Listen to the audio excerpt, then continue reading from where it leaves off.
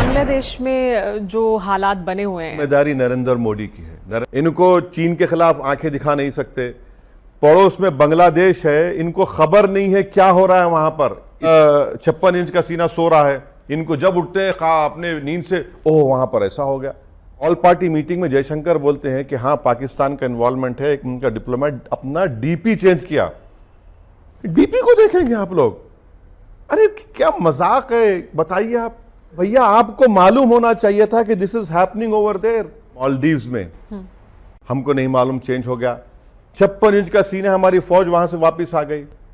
बांग्लादेश में सो रहे हम लोग, हमको नहीं मालूम क्या हो रहा है वहां पर। आपको नहीं मालूम अफगानिस्तान में क्या हुआ। जितने हमने अफगानिस्तान में हजारों लोगों को ट्रेन किया, पर जब आज कहां है वो लोग, भारत आने से तड़प रहे हैं। मालदीव्स में हो गया हमको पता नहीं, श्रीलंका में हो गया हमको पता नहीं, म्यांमार में हो गया हमको पता नहीं।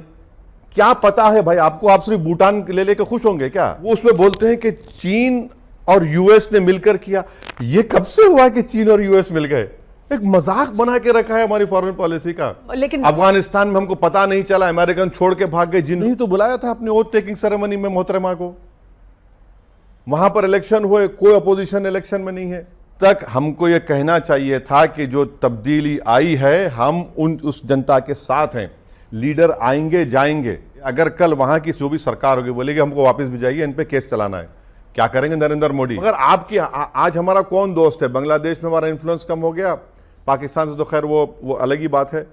नेपाल में आप देखिए, मालदीव्स में देख लीजिए, कहां है भाई? हम अब वहां पर अपनी मौजूदगी का एहसास नहीं दिलाएंगे तो जाहिर है चीन है, पाकिस्तान है, जो डर क्यों रहे हैं आप?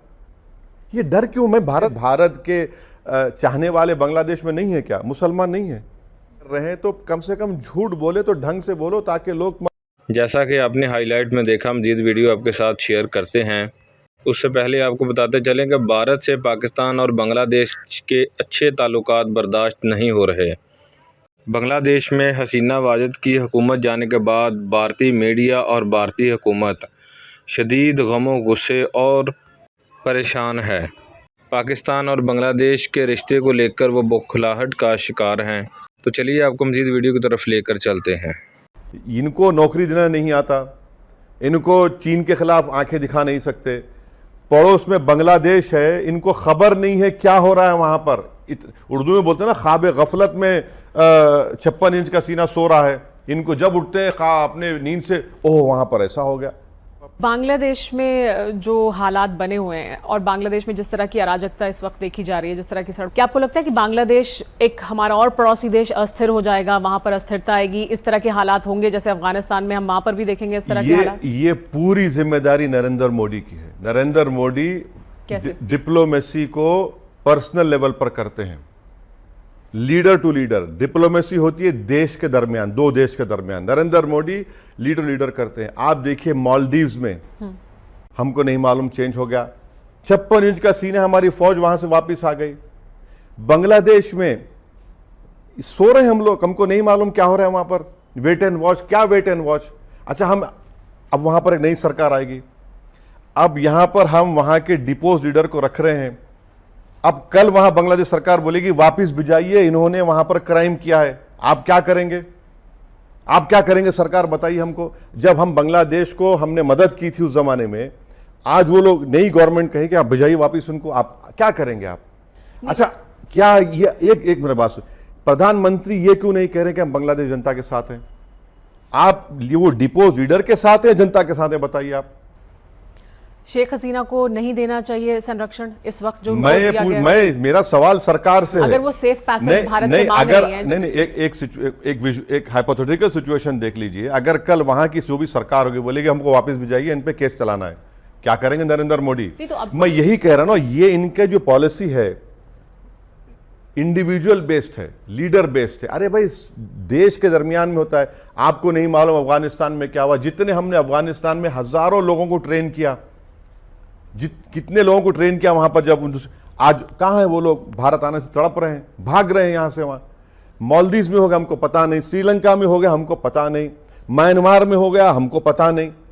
क्या पता है भाई आपको? आप सिर्फ भूटान ले लेकर खुश होंगे क्या? ये आपकी फॉरेन पॉलिसी है। लेकिन बांग्लादेश में जो अभी हो रहा है वो बहुत टाइट रोप वॉक है भारत के लिए, क्या टाइट फॉरेन रोप, पॉलिसी के आधार पर। क्या टाइट रोप वॉक? तो वो उसी हिसाब से क्या संभल कर बहुत मैं आपको बता रहा हूं, मैं जब इंग्लैंड में लॉ पढ़ता था, मेरे साथ कई बांग्लादेशी दोस्त वहां पर, वो मुझे 8 महीने से कह रहे हैं जाएगी, ये नहीं रहेगी, इसका गुस्सा पैदा हो रहा है, ये गवर्नमेंट नहीं रहेगी। आपको पता ही नहीं है। और आप देखिए, आज ऑल पार्टी मीटिंग में जयशंकर बोलते हैं कि हाँ पाकिस्तान का इन्वॉल्वमेंट है, एक उनका डिप्लोमेट अपना डीपी चेंज किया। डीपी को देखेंगे आप लोग? अरे क्या मजाक है, बताइए आप। ये पॉलिसी कि मैं डीपी देखूंगा और इसके रुके हुए, अरे भैया आपको मालूम होना चाहिए था कि this is happening over there. अच्छा, और एक चीज, वो उसमें बोलते हैं कि चीन और यूएस ने मिलकर किया। ये कब से हुआ कि चीन और यूएस मिल गए? एक मजाक बना के रखा है हमारी फॉरेन पॉलिसी का। ये इस तरह चलेगी। लेकिन क्या आपको नहीं लगता एक्चुअली जो बांग्लादेश में हो रहा है, जिस तरह के हालात हैं वहां, उससे भारत को बहुत खतरा है? किस तरह के खतरे भारत के लिए? यकीनन है, कौन उससे इनकार कर रहा है? मगर हमारे देश के प्रधानमंत्री जो मुस्कुराते हुए थकते नहीं है किसी फॉरेन लीडर से मिलते हुए, वो उनकी गलती है। वो अपनी डिप्लोमेटिक पॉलिसी को इंडिविजुअल बेस करते हैं। लीडर चला गया, हमको परेशान नहीं। मालदीव में हमने उस जो पहले लीडर थे, बड़ा उनका साथ दिया, वो गायब, हम परेशान हैं। लेकिन अफगानिस्तान में हमको पता नहीं चला, अमेरिकन छोड़ के भाग गए जिन लोगों को हमने। शेख हसीना तो भी हैं भारत में, तो उनको नहीं देना। अब तक हमको ये कहना चाहिए था कि जो तब्दीली आई है, हम उस जनता के साथ हैं। लीडर आएंगे जाएंगे, मगर हमारे बांग्लादेश ताल्लुकात तो अच्छे रहना बहुत ज़रूरी है। अगर हम वहाँ पर अपनी मौजूदगी का एहसास नहीं दिलाएंगे तो जाहिर है चीन है, पाकिस्तान है, जो हमसे शुरू से हमारे खिलाफ रहे, वो उनको स्पेस मिल जाएगा। ये हम क्यों नहीं कहे अब तक कि हम बांग्लादेश जनता के साथ हैं? लेकिन जो वहाँ अभी हालात हैं और वहाँ जो लोग काबिज हो रहे हैं, जिस तरह के हालात हम देख रहे हैं, माइनॉरिटीज़ के खिलाफ जो कुछ हो रहा है, उसके लिए कहा जा रहा है कि ये नोहा खाली जैसे हालात हैं। ये वहाँ की सरकार को हमको बोलना चाहिए। अभी तो सरकार है नहीं, अभी तो। अरे कुछ भी होगा भाई, प्रधानमंत्री को जब एक चेंज आ गया तो वो बोल सकते हैं ना, ठीक है, हम ये तो गलती आप हमारी भी है ना। आपने ही तो बुलाया था अपने ओथ टेकिंग सेरेमनी में मोहतरमा को। वहां पर इलेक्शन हुए, कोई अपोजिशन इलेक्शन में नहीं है। ये सब चीजें मुझे दिख रहे हैं, मैं तो कोई डिप्लोमेटिक एक्सपर्ट नहीं हूं, मगर जब मेरे जैसे आदमी को समझ में आ रहा है, भाई ये तो जानकार लोग बैठे हुए हैं जिनको तनख्वाह मिल रही है मेरे टैक्स से, उनको समझ में नहीं आ रहा था बात। ये हमको मालूम ही नहीं। वेट एंड वॉच, अभी भी वेट एंड वॉच, अभी वेट एंड वॉच होगा। क्या पॉलिसी है भाई? को लगता है कि माइनॉरिटीज पे जो हिंदुओं पर वहां पर अत्याचार हो रहा है, उसको लेकर सरकार को बोलना चाहिए, और अभी तक कुछ नहीं कहा गया। पब्लिकली बोलिए, बिल्कुल बोलना चाहिए, बिल्कुल बोलिए, क्यों नहीं बोलते आप? मगर आपकी आज हमारा कौन दोस्त है? बांग्लादेश में हमारा इन्फ्लुएंस कम हो गया, पाकिस्तान से तो खैर वो अलग ही बात है। नेपाल में आप देखिए, मालदीव में देख लीजिए, कहाँ है भाई? हाँ, अफगानिस्तान में। शुभेंदु अधिकारी तो ये चिंता जाहिर कर रहे हैं कि देखिए फिर बांग्लादेश से घुसपैठ होगी और लोग आ जाएंगे। तो अब तो बीएसएफ के चीफ को हटा दिया है, शायद नए बीएसएफ रोक देंगे। अब तो शायद रोक देंगे। मगर ये बात समझ में नहीं आई कि बांग्लादेश का बॉर्डर बिहार और वेस्ट बंगाल और दूसरे नॉर्थ ईस्ट स्टेट से, वहां से निकलकर झारखंड में कैसे आ रहे भाई? क्या उनके जिस्म को पर लगे हुए हैं या ड्रोन पे बैठ के आ रहे? ये भी तो बताना पड़ेगा ना। और बीएसएफ है वहां पर, बीएसएफ समझ में नहीं आ रहा कि झारखंड में आकर वहां की डेमोग्राफी को चेंज कर रहे हैं। तो कम से कम झूठ बोले तो ढंग से बोलो, ताकि लोग तुम्हारी झूठ को थोड़ा बहुत यकीन कर सकें। क्योंकि अब कहां देंगे आप ही ने तो कानून बनाया ना। CAA का आपने जो मजहब की बुनियाद पर कानून बनाकर ये सब तमाशा कर दिया। अच्छा ये बताइए, जितने भारत के चाहने वाले बांग्लादेश में नहीं है, क्या मुसलमान नहीं है? अब ज्यादा नहीं बोल सकता मैं। उनको क्या करेंगे? अब छोड़ देंगे उनके हवाले।